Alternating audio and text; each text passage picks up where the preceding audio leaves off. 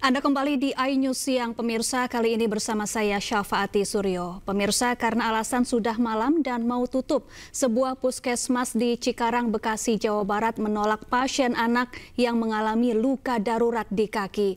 Aksi penolakan ini pun viral di media sosial. Saya udah datang ke puskesmas nih, tapi ditolak anak saya berobat untuk berobat darurat.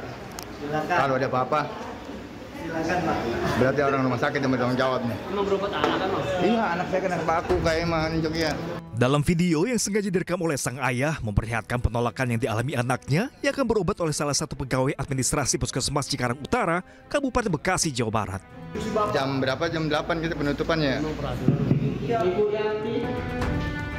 Bahkan sambil tertawa, si petugas menolak pendaftaran sang anak berusia 7 tahun yang alami luka telapak kaki karena tertusuk paku.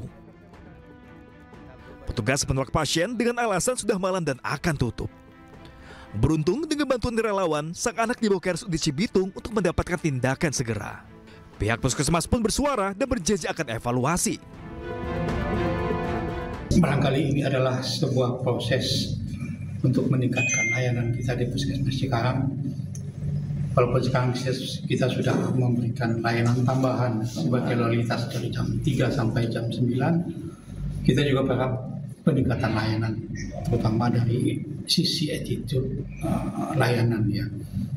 Dan kami semua menganggap ini adalah sebagai proses untuk perbaikan ke depan. Bagaimana ada penjelasan? Kan tidak ada penjelasan apa-apa. Apalagi tindakan jauh orang itu udah bawa ke rumah sakit ya, bawa sakit. Di mana ada penjelasan masalah saya? Ya ini profil lah. Jadi memang kok nggak dibilang bapak rujuk ke sana nggak ada ya? Iya, bahkan saya minta rujukan kan nggak dikasih. Nggak usah orang juga dulu kawal.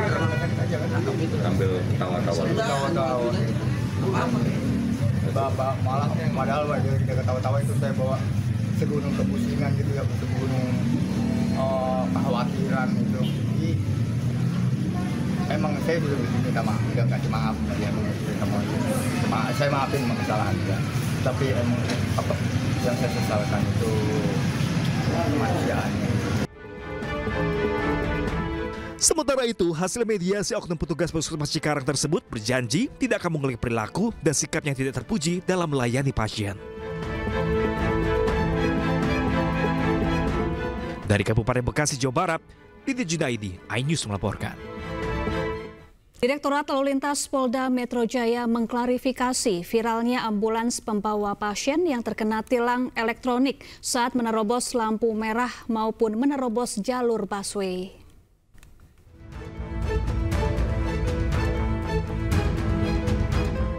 Inilah rekaman kendaraan ambulan yang terkena tilang elektronik.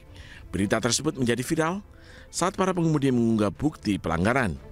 Bahkan ada juga dari pengemudi yang sedang membawa pasien berhenti di lampu merah karena takut akan terkena tilang elektronik. Lampu merah dong, berhenti ambulan.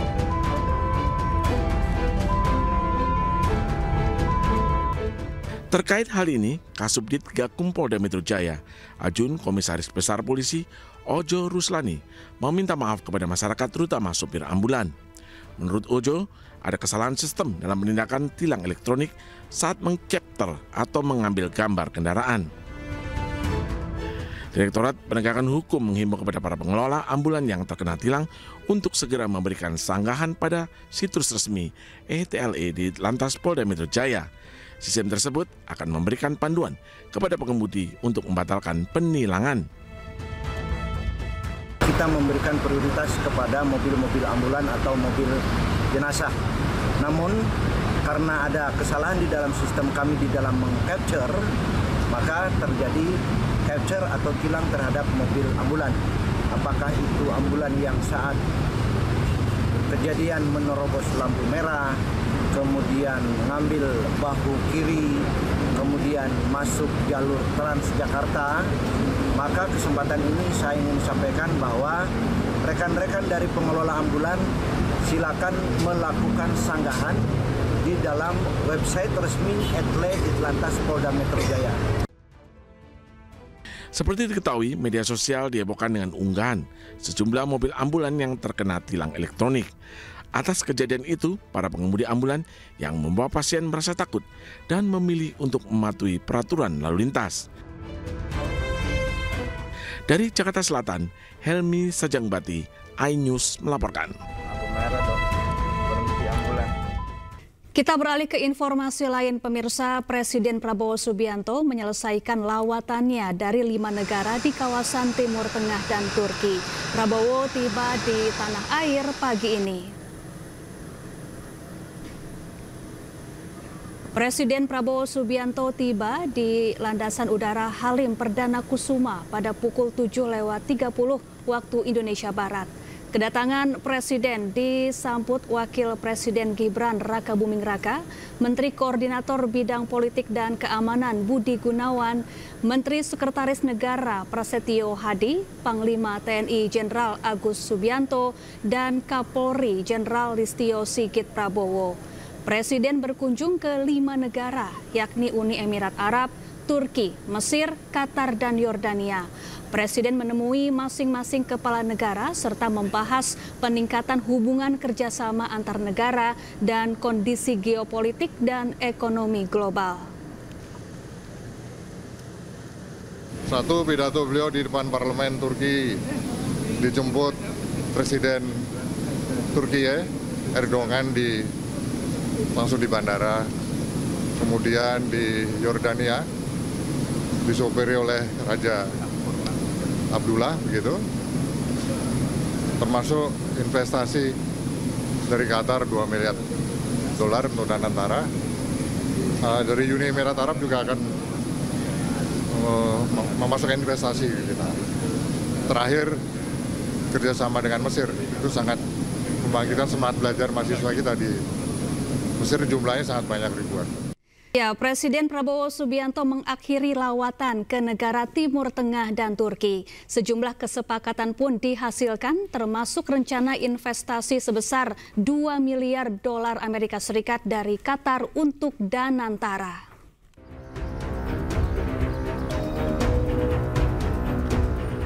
Presiden Prabowo Subianto telah merampungkan rangkaian kunjungan kerja dan kenegaraannya ke kawasan Timur Tengah dan Turki. Negara pertama yang dikunjungi Presiden Prabowo adalah Uni Emirat Arab. Setibanya di Istana Al-Qasr Al-Shati, Presiden Prabowo langsung disambut oleh Presiden Sheikh Mohammed bin Zayed atau MBZ.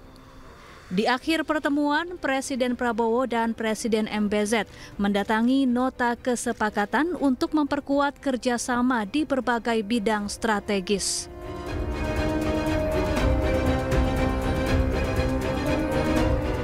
Turki menjadi negara kedua yang dikunjungi Presiden Prabowo dalam lawatannya. Setibanya di Bandara Internasional Esenboga, Prabowo langsung disambut pelukan hangat Presiden Turki Recep Tayyip Erdogan. Pertemuan Presiden Prabowo dan Presiden Erdogan melahirkan 3 kerjasama, mencakup bidang energi hingga kebudayaan. Kedua kepala negara juga sepakat dalam menjaga stabilitas dan perdamaian dunia.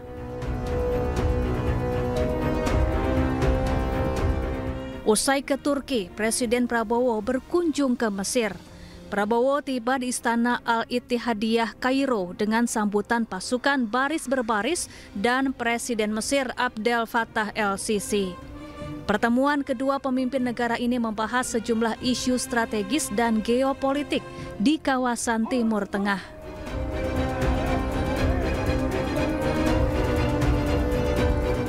Presiden Prabowo melanjutkan lawatannya ke Qatar. Tiba di Istana Amiri Diwan Doha, Presiden Prabowo menemui Emir Qatar, Sheikh Tamim bin Hamad Al Thani. Pertemuan Presiden Prabowo dan Sheikh Tamim menghasilkan sejumlah kesepakatan kerjasama, termasuk rencana investasi sebesar $2 miliar Amerika Serikat dari Qatar untuk Danantara.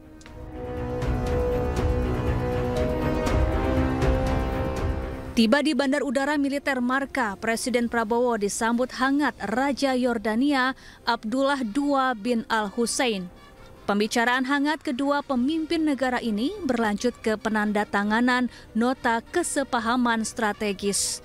Selain itu, di akhir pertemuan, Presiden Prabowo juga menegaskan dukungan gencatan senjata di Gaza, Palestina. Ya, kita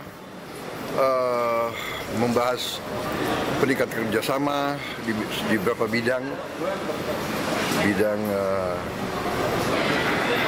pendidikan, sains, teknologi, ekonomi. Ya kan, kita di sini kita beli banyak fosfat, potash untuk pupuk kita.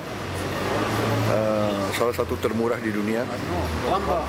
Kita juga bicara masalah Gaza, ya. Bagaimana kita bisa membantu dari segi kemanusiaan. Juga kita mendesak segera ada gencatan senjata, dan kita akan menawarkan apa yang bisa kita bantu untuk mempercepat proses perdamaian.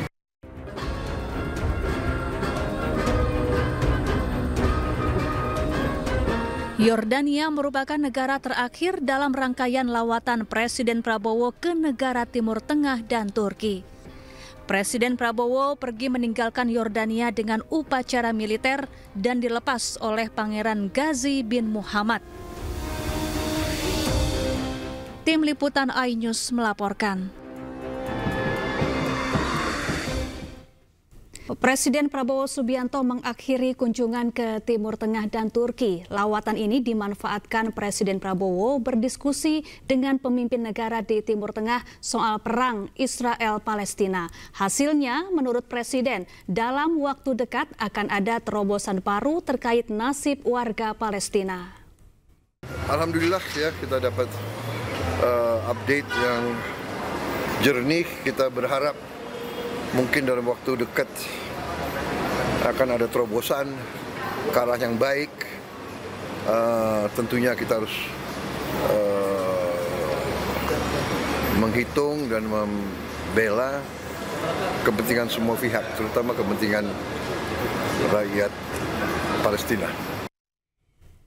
Ketua DPR RI Puan Maharani buka suara soal rencana Presiden Prabowo Subianto yang akan mengevakuasi warga Gaza ke Indonesia.